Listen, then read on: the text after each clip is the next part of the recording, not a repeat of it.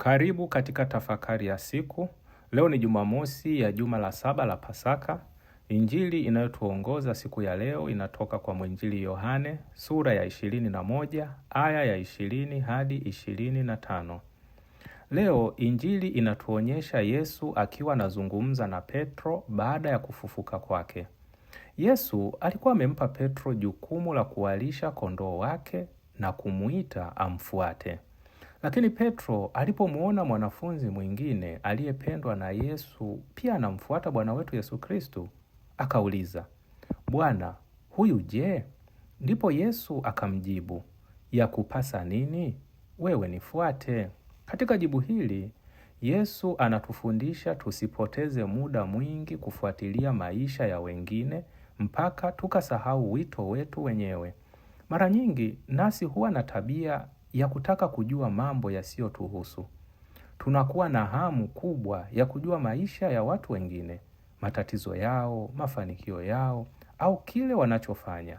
Wakati mwingine, tunaingilia sana maisha ya watu wengine mpaka tunasahau kuangalia maisha yetu wenyewe, hasa ya kiroho. Petro naye leo anaonekana kufanya jambo hilo.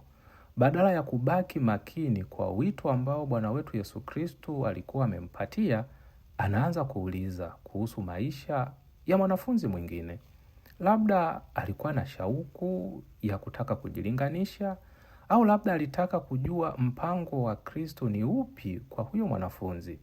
Hatuna majibu, lakini tunachojifunza ni kwamba macho yake yaliondoka kidogo kwa Kristo na kwenda kwa mtu mwingine. Na mara nyingi, sisi pia tunafanya hivyo. Yesu anapotuita tumfuate, anatualika tuweke macho yetu kwake, si kwa maisha ya watu wengine.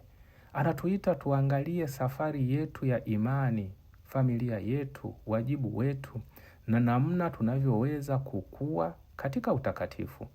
Migogoro mingi, maneno mengi yasiyo ya lazima, hukumu na hata chuki, huanza pale tunapojihusisha sana na mambo yasiyotuhusu.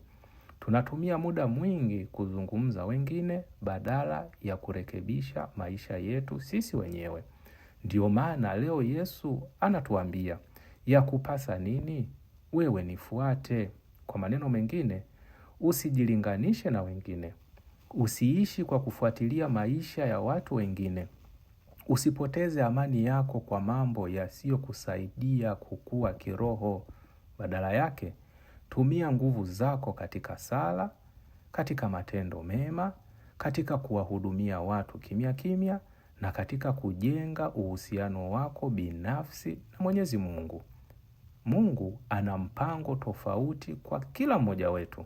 Yesu hatulinganishi na wengine.